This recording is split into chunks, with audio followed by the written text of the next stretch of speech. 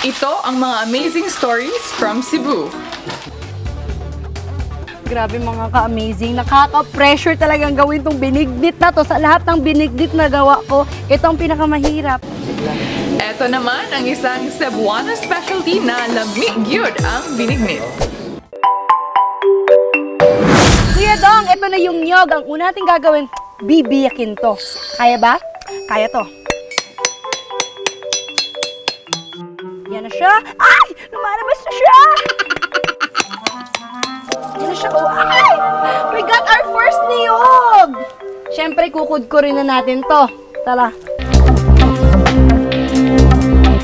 Paano ba magkudkod ng maganda pa rin?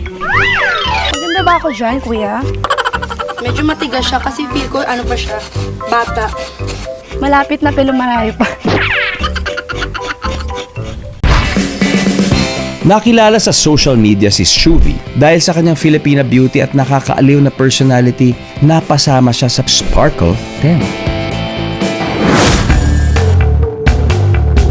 Pero sa kanyang challenge dito sa Amazing Earth, maitayo kaya niya ang bandera ng mga taga Cebu. Dati talaga naalala ko, ako yung pinapagkudkod ng lola ko. Pero siya talaga ang marunong magluto. Talagang nag-observe lang ako. Grabe mga ka-amazing. Nakaka-pressure talagang gawin tong binignit na to. Sa lahat ng binignit na gawa ko, ito ang pinakamahirap. Ayan na nga ang ating nakudkod, mga ka-amazing. Pigain na natin to. Ganyan lang. Pagpiga. Ay, ayun na siya. Ang gata. Kitang-kita, purong-puro yung gata. Ayun na yung unang piga.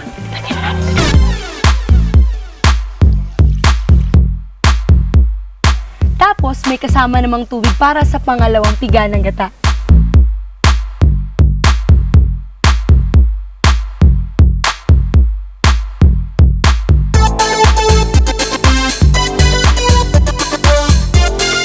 Yan, tapos na. Magluto na tayo. Tara! Una, kailangan natin ilagay ang pangalawang piga ng gata. Ayan, kumukulo na siya. Ilagay na natin ang mga matitigas na ingredients kagaya ng kamote at gabi, Pinalambot sago, bilo-bilo, ang saging, langka. at pinatamis. Nakuha kaya ni Shuvi ang lasa ng binignit na kinalakihan niya.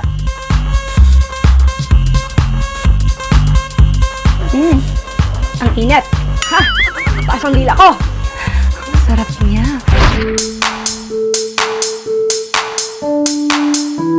Eto na, Kuya Dong. Okay na siya. Sana magustuhan mo ang binignit na Bisaya.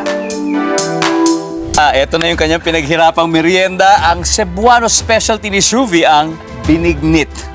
Ito na, ready Kuya na. Dong, natitense na talaga ako. Nako, nakasalalay dito yung ano ng lola ko. Baka bumaba siya galing langit. I'm sure, saktong-sakto to. Ito talaga sa mga taga-bantayan, ito talaga isa sa mga specialty. Yes, tama? sa mga Bisaya.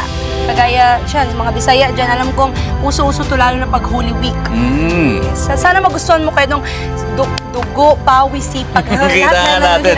Lahat, O, tara. pinost ko dyan, Kuya Dong. Masubukan. Ayan. Masubukan natin. Okay. Kasi Yan. may saging tayo dyan. Ano pang meron? Yan, tapos yung kumakain ka ba ng glutinous rice? Yeah. Right. Yan, ready? And here we go.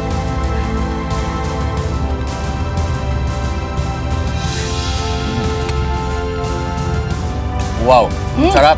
What a wow. Medyo ha? matagal muna sabi yung Hindi. Kuya Dong. Medyo Hindi na-tense talaga. talaga ako ng totoo, Kuya Dong.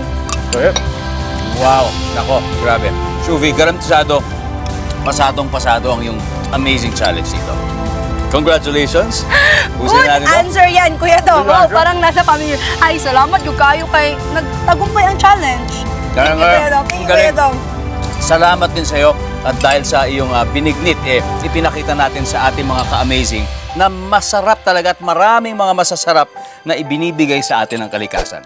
Kaya sa mga kapuso nating on the go, tutukan nyo ang live stream ng ating programa sa official accounts ng GMA Network, pati na rin sa YouTube at Facebook. At mag-comment din kayo sa ating mga kwentong amazing.